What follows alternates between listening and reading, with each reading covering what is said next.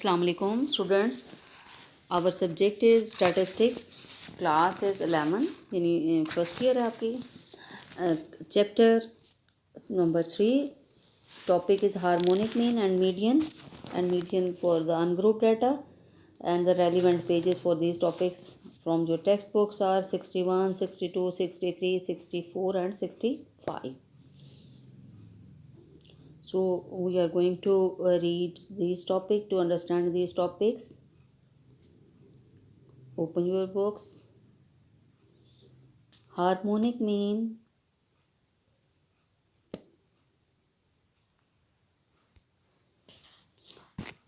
The harmonic mean is particularly useful when dealing with the averages of certain types of rates and ratio. यानी ये ख़ास तौर पर किस वक्त यूज़ होता है जब ख़ास मखसूस किस्म की रेट्स और रेशो को हम स्टडी कर रहे होते हैं, उनकी एवरेज ले रहे होते हैं. The harmonic mean of n values, आपका जो वेरिएबल है वाई कैसे रिप्रेजेंट किया जाएगा, उसके सबस्क्रिप्ट में उसकी नंबर ऑफ ऑब्जर्वेशन देंगे. y1 y2 up till yn is defined as the reciprocal of the arithmetic mean of the reciprocal of the values. अब इसको समझें. पहला क्या है? Reciprocal of the arithmetic mean, यानी आपने अरिथमेटिक मीन लेना है और उसका रेसिप्रोकल लेना है. रेसिप्रोकल का मतलब होता है फ्रैक्शन का नीचे का ऊपर और ऊपर का नीचे, यानी न्यूमरेटर डिनोमिनेटर बन जाएगा और डिनोमिनेटर न्यूमरेटर बन जाएगा. आगे की बात जो है वो अरिथमेटिक मीन से जुड़ी हुई है कि अरिथमेटिक मीन किसका? रेसिप्रोकल ऑफ द वैल्यूज़ का, कि जो आपकी वैल्यूज़ हैं y1 y2 yn हैं, पहले इनका रेसिप्रोकल लेना है, यानी हर एक को 1 over y1 1 over y2 up till 1 over yn है, इनको कर लेना है. फिर इन वैल्यूज़ का एवरेज आपने लेना है, कि एवरेज ले लेनी है. तो उसका जब आप रेसिप्रोकल लेंगे तो वो हार्मोनिक मीन बन जाएगा. The harmonic mean is denoted by HM. Denoted by कह लें या abbreviated as and is defined by, ये HM हो जाएगा. HM is equal to reciprocal of किसका? एवरेज था. किसकी एवरेज हमने किसकी लेनी थी? रेसिप्रोकल वैल्यूज़ की. तो ये हो जाएगा, पहले हम 1 ओवर वाई आई वैल्यूज़ को समेशन कर लेंगे, ठीक है, और उनकी तादाद यानी n पे डिवाइड कर देंगे. तो 1 ओवर n पहले बाहर आ जाएगा. समेशन आई वेरीज फ्रॉम 1 से लेकर n तक हो जाएगा 1 ओवर वाई आई. और इसमें ज़रूरी क्या चीज़ है कि where y i not equal to zero, यानी कोई वाई आई ज़ीरो ना हो. अगर वो ज़ीरो होगा तो ये आपका कैलकुलेट नहीं हो पाएगा, जैसे हमने पीछे देखा कि इमेजिनरी बन जाएगा. अब इसका जब हमने ये बाहर लिखा हुआ कि रेसिप्रोकल, यानी हमने टर्म को उलट देना है, तो n ऊपर चला जाएगा, summation of 1 over y i नीचे आ जाएगा. तो आपका ये बन जाएगा formula n over summation 1 over y i, और आई की वेरिएशन आपने 1 से लेकर n तक ले लिया. ये अनग्रुप डाटा के लिए. जब हम ग्रुप डाटा के लिए करेंगे तो पहले हम क्या करेंगे कि तमाम वैल्यूज़ को रेसिप्रोकल करेंगे, फिर उनके रेलिवेंट f(i) से ज़रब देंगे, यानी f1 over y1, f2 over y2, f3 over y3 up till fn over yn. फिर हम इनका समेशन कर लेंगे तो सिग्मा आ जाएगा. सिग्मा आई वेरीज फ्रॉम 1 से लेकर n तक हो जाएगा. इन वैल्यूज़ को समेशन f पे डिवाइड कर लेंगे तो एवरेज बन गई. अब इस एवरेज को रेसिप्रोकेट करेंगे, इसको रेसिप्रोकल लेंगे इसका, तो ये हो जाएगी summation f(i) divided by summation f(i) over yi. ठीक है, तो जबकि हमने क्या करना है इसमें आई की वेरिएशन भी बतानी है. सो हार्मोनिक मीन जो है वो डील करता है रेशो से, जो कि ख़ास किस्म की होती हैं, हम ऊपर पढ़ चुके हैं.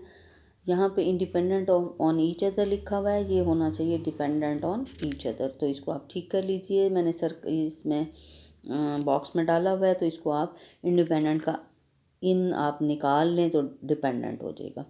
हम इसकी एग्ज़ाम्पल देखते हैं. एग्ज़ाम्पल हमारी है 3.10 यानी 3.10 है.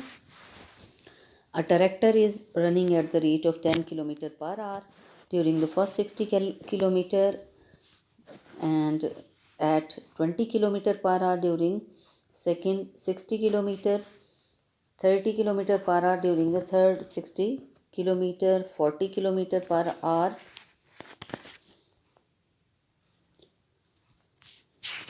during the fourth 60 km and 50 km per hour during the last fifth 60 km.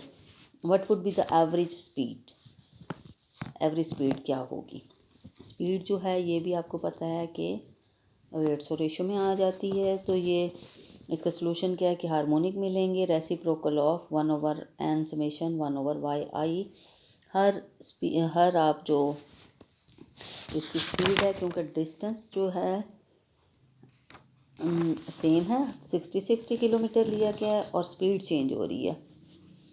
तो स्पीड की जो वैल्यूज़ हैं, पहली 10 है 1/10 प्लस 1/20 प्लस 1/30 प्लस 1/40 प्लस 1/50, ये 5 वैल्यूज़ हैं। तो 5 पे डिवाइड कर देंगे। अब इसको कैलकुलेट करने के बाद इसका रेसिप्रोकल ले लेंगे।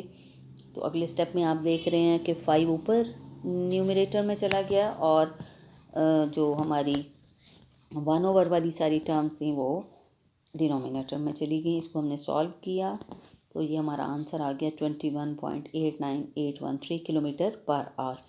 यूनिट लिखना ज़रूरी है, तो ये आप साथ यूनिट लिखेंगे। अगली एग्जांपल है, ये आप पहली एग्जांपल थी हमारी रॉ डाटा की, अगली एग्जांपल है हमारी ग्रुप डाटा के लिए। तो हम इसको देखते हैं। Find harmonic mean for the group data of the example 3.7, जो हम पीछे कर चुके हैं वहाँ से आप डाटा लेंगे 3.7 का, और वो हमारी जो एग्जांपल 3.7 का डाटा है उसमें क्लास बाउंड्रीज दी हुई हैं 0 से 4, 4 से 8 एंड सो ऑन। और आपको पता है क्लास बाउंड्रीज वो होती हैं जिसमें एक क्लास की जब अपर होती है वही नेक्स्ट की लोअर में चली जाती है। तो आपको क्लियर नज़र आ रहा है कि एक 4 पे एंड हो रहा है, नेक्स्ट के 4 में स्टार्ट हो रहा है। FI दिया हुआ है, यहाँ पर आपने मिड पॉइंट्स लेने हैं। YI जो है वो मिड पॉइंट्स को रिप्रेजेंट कर रहे हैं।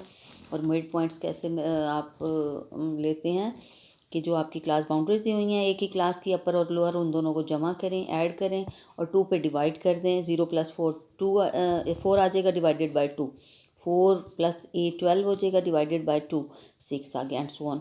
अब आपने इन वैल्यूज़ का रेसिप्रोकल लेना है। हर y वैल्यू का रेसिप्रोकल यानी 1/2 लिया तो वो 0.500 आ गया। 4 डेसिमल तक हमने लिखा इसको। 1/6 लिया, 1/10 लिया, 1/14 लिया, 1/18 लिया, 1/22 एंड 1/26 ले लिया। तो ये आपके पास 1/yi का कॉलम आ गया है। और जो इसके नीचे टोटल 0 0 दिखाया जा रहा है, आप इसको 0 0 नहीं बल्कि इसको डैश डैश लिखेंगे, क्योंकि ये रिक्वायर्ड नहीं है, इसलिए dash dash means you are not needed for this. तो सम कुछ और आ जाएगा, 0 नहीं आएगा। इन्होंने 0 दिखाया हुआ तो आप इसको करेक्ट कर लीजिए। मैंने बुक पे अब करेक्ट किया हुआ है, आप इसको बोर्ड पे मैंने कर दिया, आप इसको कर लीजिए। अगले कॉलम में हमने इस 1/yi को करस्पॉन्डिंग FI से ज़रब दे दी, तो हमारे पास ये कॉलम आ गया है। इसका जब हमने टोटल किया तो 3.7173 है, 37 है। अब आपने समेशन FI देख लिया, that is 34 summation FI/yi is equal to 3.7138। Harmonic mean आपने कैलकुलेट किया, वो किस तरह से समेशन FI/yi। तो 34/3.7137 आपका आंसर आ गया 9.1553। अब क्योंकि इस डाटा के साथ कोई यूनिट नहीं था तो आपने नहीं लिखा, लेकिन अगर यूनिट होता है तो इसके साथ भी वही यूनिट लिखेंगे। अगले उसमें एक उन्होंने दिया हुआ है कि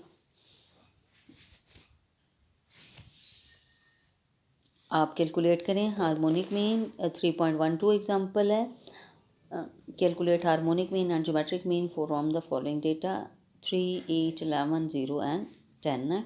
It is not possible to calculate geometric mean and harmonic mean as the data involves value 0, because while calculating geometric mean the multiplication with 0 makes product of the given values 0, and while calculating harmonic mean division by 0 is undefined।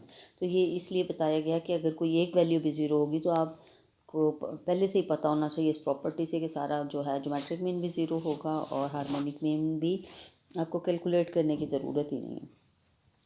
हमारी next है properties of the harmonic mean.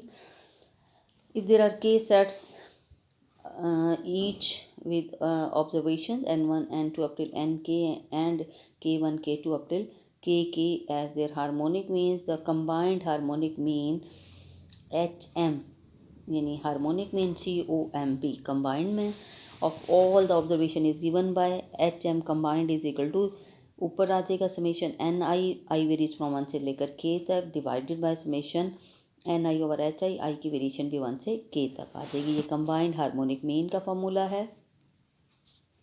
अगला हमारा topic है merits of harmonic mean, यानी इसके खूबियाँ। ठीक है, खूबियाँ देखते हैं। It is defined bye a mathematical formula. It is based on all the observations. Number 3 है, it is capable of future mathematical development, यानी कि मज़ीद जिसको हम फर्दर मैथमेटिकल डेवलपमेंट कह लें, फर्दर है FURTHER, फर्दर, इसको वर्ड को ठीक कर लीजिए, फ्यूचर की बजाय further. Next is demerits of harmonic mean. It can not be calculated if any of the observation is zero. ये नहीं हो सकता कैलकुलेट अगर कोई भी ऑब्जर्वेशन हमारी ज़ीरो होगी। It is not simple to calculate as compare to the arithmetic mean. ये अरिथमेटिक मीन की निस्बत कैलकुलेट करना आसान नहीं है।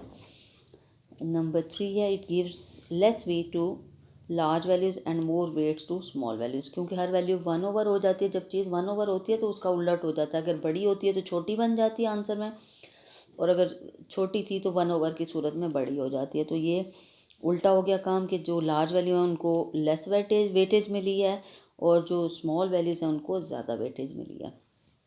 नेक्स्ट हमारा है कि general relationship between arithmetic mean, geometric mean and harmonic mean, यानी इन तीनों के दरमियान क्या रिलेशन है। एक ही डाटा पे if y1 y2 up till yn are n positive observations, and the arithmetic mean, geometric mean and the harmonic mean satisfy the following relation. Arithmetic mean is greater than or equal to geometric mean, and that is greater than or equal to harmonic mean, यानी arithmetic mean बड़ा होगा, geometric mean छोटा होगा, और harmonic mean harmonic mean geometric से भी छोटा होगा, और इक्वल के साइन हैं। और अगर तीनों उस वक्त इक्वल होंगे अगर आपका डाटा जो है वो सिमेट्रिकल होगा। ये हम आगे पढ़ेंगे। या डाटा सिमेट्रिकल हो या ऑब्जर्वेशन जो है एक जैसी हो, यानी कांस्टेंट हो, सेम आपका डाटा हो, जैसे 4 4 4 है तो इनका अरिथमेटिक मीन भी 4 आएगा, ज्योमेट्रिक मीन भी 4 आएगा, हार्मोनिक मीन भी 4 आएगा, यानी कांस्टेंट पे बेस करते हो। नेक्स्ट हमारा जो टॉपिक है वो है 3.5 मीडियन। मीडियन को उर्दू में कहते हैं वस्तानिया। वस्तानिया एक ऐसी वैल्यू होती है जो आपके डाटा को 2 बराबर हिस्सों में तकसीम कर देती है, जबकि डाटा आपका अरेंज्ड हो, यानी छोटे से बड़े की तरह। जैसे आप अपने उसमें रूटीन में कोई चीज़ों को इक्वली हाफ करते हैं, कोई खाने की चीज़ हो या किसी तरह को, इसी तरह मीडियन जो है वो अरेंज डाटा को 2 बराबर हिस्सों में तकसीम करता है। अब हम इसको पढ़ते हैं। It is the value which divides an arrange data in order of magnitude into 2 equal parts. In case of odd number of observation, median is the value of n+1/2th item, and in case of even number of observation, median is the mean value of n/2th and n+2/2th। अगर आपका data जो है arranged है, n observation है, और observation की जो तादाद है वो ऑड है। ऑड मीन कि जो डिविजिबल बाय 2 नहीं है, 2 पे तकसीम नहीं होती, जिसको आप तादाद कहते हैं। तो अगर इसकी तादाद जो है वो ताक है, तो उस सूरत में हमने क्या करेंगे कि जितनी ऑब्जर्वेशंस हैं n+1 करेंगे, n+1 करेंगे। करने के बाद इसको 2 पे डिवाइड कर लेंगे, और ये जो आंसर आएगा इतनवी 2th n+1/2th आइटम, यानी ये हमें उस ऑब्जर्वेशन की पोजीशन बता रहा है कि वो कौन सी जगह पे है। तो n+1/2th हम आइटम या ऑब्जर्वेशन लेंगे।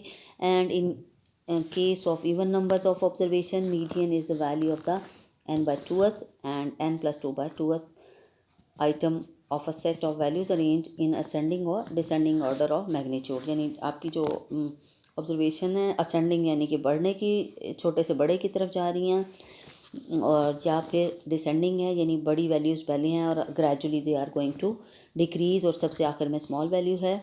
ऐसी सूरत में आपकी, और जो इवन होते हैं, इवन मीन डिविजिबल बाय 2, और इनको हम उर्दू में जुफ्त कहते हैं। ये अगर इस तरह हो तो आपकी जितनी नंबर ऑफ़ ऑब्जर्वेशंस हैं n हैं उनको 2 पे डिवाइड करें। एक आपके पास ये वाली n/2th ऑब्जर्वेशन ले लेंगे, और फिर उससे जो नेक्स्ट होगी वो n+2/2th कहलाती है, उससे नेक्स्ट ऑब्जर्वेशन ले लेंगे। इन दोनों ऑब्जर्वेशन को, ये आपको पोजीशन बता रही है n/2th और n+2/2th, इस पोजीशन पे जो 2 वैल्यूज़ होंगी उन दोनों को ऐड करेंगे, उनका आपने एवरेज ले लेना, दोनों को जमा करके 2 पे डिवाइड कर लेना। ठीक है, अब हम आगे पढ़ते हैं। That is defined as the middle value of the, if the number of values is odd, कि अगर नंबर ऑफ वैल्यूज़ ऑड हैं तो मिडल वैल्यू जो सबसे दरमियान में होगी, and the mean of the two middle values if the number of values is even. अगर इवन है तो सेंटर नहीं होता, सेंट्रल वैल्यू नहीं होती, दरमियानी वैल्यू नहीं होती, तो दो वैल्यूज़ होती हैं जो मिड में होती हैं, उन दोनों को ऐड कर लेंगे और उनकी आपने क्या ले लेनी है, अरिथमेटिक मीन ले लेना, मीन ले लेना, यानी दोनों को जमा करें, 2 पे डिवाइड कर लें।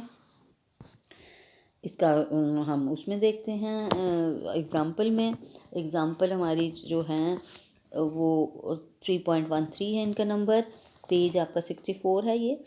एग्ज़ाम्पल में जो डाटा दिया हुआ है, following are the height centimeters of 5 students मयर्स at the time of registration, also find median from the data of the example 3.1। Data हमने 3.1 का लिया है, वाई आई वैल्यूज़ है हमारी 88.03, 94.50, 94.90, 95.05 एंड 84.60।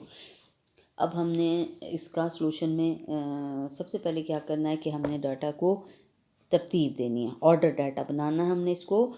तो हमने इसको ऑर्डर डाटा बनाया। सबसे पहले छोटी वैल्यू लिखी, सबसे छोटी वैल्यू जो है वो 84.60 है, फिर उससे बड़ी 88.03 है, फिर 94.50 है, 94.90 है और फिर आखिरी 99.05 है। यहाँ जो ऑब्जर्वेशन है इनकी तादाद जो है वो 5 है, 5 आ गई है। और मीडियन क्या हो जाएगा, वैल्यू ऑफ, चूँकि ये 5 हमारा क्या है, 5 डिवाइडेड बाई 2 एग्जैक्ट नहीं डिवाइड होता ना, 2.5 आंसर आता है। इसका मतलब है ये आपका क्या है, ऑड है। ऑड के केस में हमने करना था n+1/2 आइटम, n हमारा 5 है, 5+1/2 जी हो जाएगा 6/2, 6/2 क्या हो जाएगा, थर्ड ऑब्जर्वेशन। अब अपने डाटा में देखें कि तीसरी ऑब्जर्वेशन क्या है। पहली है 88.03, दूसरी 94.50 और तीसरी है 94.50। तो यहाँ पे आपका आंसर क्या आ जाएगा, 94.50। बट आपने इसके साथ इसका यूनिट लिखना है। आप देख रहे हैं कि मैंने इसमें सेंटीमीटर साथ लिखा हुआ है, तो आप इसको कर दें। और फिर या इसको उन्होंने और दूसरे तरीके से बताया कि median is equal to y, और यानी ऑब्जर्वेशन, और नीचे उसकी पोजीशन बताइए। ऑर्डर डाटा में हम चूँकि नीचे जो सबस्क्रिप्ट में लिखते हैं वो उसकी पोजीशन होती है कि थर्ड है, फोर्थ है, एट्थ है, जो भी है। तो वाई उसकी सबस्क्रिप्ट में उसकी पोजीशन लिख दी, और वो क्या थी हम ऊपर कर चुके हैं, n+1/2। तो ये हमारा सोल्यूशन में 5+1/2 थर्ड आ जाएगा। थर्ड ऑब्जर्वेशन हम ऊपर से ले लेंगे, वो आपका आंसर आ जाएगा। The data of the example 3.1 is use to calculate median from even number, even for even n, यानी आपका जो एन है यानी जो साइज़ है अगर वो इवन है। The ordered observations are, ordered observation कर लें, ये एग्जांपल 3.1 का भी कर रहे हैं। इनको तरतीब किया, यानी अब पहले उन्होंने ऑड के लिए किया, अब इवन के लिए कर रहे हैं।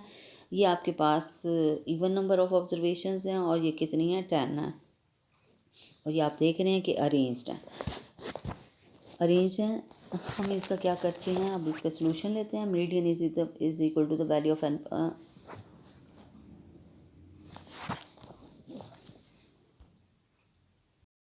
इसमें हम क्या कर रहे हैं कि हमारा है तो ऑड, फार्मूला वो लगा रहे हैं और फिर हम उस वैल्यू को चेक करेंगे कि वो कैसे आती है। कि हमने जनरल वही लगाया n+1/2 वाला, अगर हम करें उसमें क्या हो जाएगा, 10+1/2, 10+1 11 हो जाएगा, 11 डिवाइडेड बाई 2 5.5 हो गया। 5.5 के साथ आपका ये हो जाएगा 5.5 कैसे लेंगे, 5.5 का मतलब है 5.5, 5.5, 5.5 कहाँ पे होगा, 5 और 6 के दरमियान। जहाँ फिफ्थ ऑब्जर्वेशन होगी, जहाँ सिक्स्थ ऑब्जर्वेशन होगी, उनका जो सेंटर बनेगा वैल्यू वो आपकी होगी। तो ये हो जाएगी fifth observation plus half of the difference between fifth and sixth observation, यानी छठी ऑब्जर्वेशन माइनस पाँचवीं ऑब्जर्वेशन, फिफ्थ ऑब्जर्वेशन। इन दोनों के दरमियान जो भी डिफरेंस है उसको 1/2 कर लिया आपने, आधा ले लिया, क्योंकि हमने दोनों के सेंटर में लेना है। तो ये 1/2 की बजाय यहाँ पे 0.5 आ गया आपका। आपकी जो सिक्स्थ ऑब्जर्वेशन है चेक करें, वो 90 है और फिफ्थ ऑब्जर्वेशन 89 है। ये इनके दरमियान जो डिफरेंस आ गया 1 है, 1/2 कर लेंगे तो ये आ जाएगा 0.5। ठीक है, इसको फिफ्थ ऑब्जर्वेशन में ऐड कर लेना। फिफ्थ ऑब्जर्वेशन 89 है तो आपकी 89.5 आ जाएगी। इसको हम उस वाले तरीके से बयान करते हैं, कैलकुलेट करते हैं जो हमने ऊपर सीखा था पहले, कि आपका n/2 ऑब्जर्वेशन और n+2/2 n/2 + 2th, या इसको हम कहते हैं n/2 + 1, सेम बात है ये। जब आप इसका एलसीएम लेंगे तो 2 आपका n+2/2 हो जाएगा। इसमें आप करेंगे कि n/2 का मतलब क्या है, 5th ऑब्जर्वेशन 89 आ गई, और n+2/2th ऑब्जर्वेशन आपकी 90 है। 6th ऑब्जर्वेशन है 90 आ गई है। मीडियन जो है वो कैसे हमने कहा था कि इन दो वैल्यूज़ को एवरेज कर लें, मीन ले लें इनका। तो 89 + 90 डिवाइडेड बाय 2, 89.5। ऊपर भी आप सेंटीमीटर लगा लीजिए, जो हमने पहले ऊपर सॉल्व किया, ऊपर वाले में जहाँ पे हमने मीडियन कैलकुलेट किया, इससे पहले हम वो यूनिट लिखना ज़रूरी है। यहाँ तक हमारा जो है ये अनग्रुप डाटा के लिए हमने काम कर लिया है। इंशाल्लाह नेक्स्ट में हम ग्रुप डाटा के लिए करेंगे, और साथ ही हमने इसके थोड़े से कुछ वो देख लेने की ज़रूरत है कि आप ऑब्जेक्टिव कैसे बनाते हैं इसके, ये मल्टीपल चॉइस क्वेश्चन।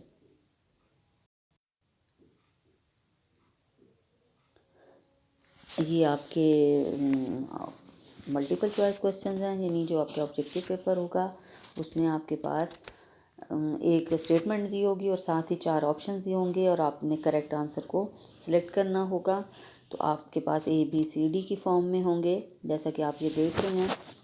तो अगर आपको बबल शीट पे फिल करना होगा तो जैसे आपका पहला क्वेश्चन है harmonic mean is denoted by, तो यहाँ 4 ऑप्शन है। फर्स्ट वन, ए में हार्मोनिक मीन है, बी में GM है, ज्योमेट्रिक मीन है, सी में अरिथमेटिक मीन है, और डी में MH लिखा हुआ है। तो यहाँ पे आपका जो ए आंसर है इसका वो करेक्ट है। तो बबल शीट अगर दी होगी तो आप इसमें ए को सर्कल कर देंगे, और अगर इसी के ऊपर ही फिल करना होगा, उन्होंने कहा है कि उसको टिक करें, तो आप टिक करेंगे। अगर उन्होंने कहा है क्वेश्चन में इंस्ट्रक्शंस जो बताई गई हैं, यानी अगर इंस्ट्रक्शन में है कि आप इसको फिल करें, सर्कल दिया हुआ है, तो आप इसको यहीं पे फिल कर लेंगे। ये आपके पास आज के रेलिवेंट क्वेश्चन सारे जो अभी हमने पढ़े हैं उन्हीं को सिर्फ इस फॉर्म में लाया गया है। लिहाजा अगर इसको अलग से पढ़ाने की वो नहीं है, ये सारा ही आपका टॉपिक जो भी हमने कवर की है वो ही आपका इस फॉर्म में आपको दिया हुआ है। आपके साथ कुछ मैथमेटिकल वैल्यूज़ के साथ भी आप कैलकुलेट कर सकते हैं, जैसे कि एंड ऑफ द पेज से आप सेकंड में देखें कि वैल्यूज़ दी हुई हैं, और उनका हार्मोनिक मीन कैलकुलेट करना, यानी आपको बाज़ दफ़ा कैलकुलेट भी करना पड़ेगा। कुछ में तो डायरेक्ट ऐसे ही आंसर आप देख लेते हैं, और कुछ में आप उनका सॉल्यूशन कैलकुलेटर या वैसे ही करने के बाद आप फिर उसको सॉल्व करके फिर आंसर देते हैं। तो ये आपका जब सॉल्यूशन हो जाएगा, यानी कुछ में आपको कैलकुलेट भी करना पड़ेगा। सो ये आपके ऑब्जेक्टिव क्वेश्चंस हैं। आज का हमारा टॉपिक ऑलमोस्ट हमारा यानी कंप्लीट हो गया है। मीडियन हमने कर लिया है, और द अनग्रुप डाटा हमने कर लिया है। ग्रुप डाटा के लिए इंशाल्लाह हम नेक्स्ट अपने उसमें करेंगे लेसन में। अब आप इसको प्रैक्टिस कर सकते हैं इंशाल्लाह। अस्सलाम वालेकुम वरहमतुल्लाह।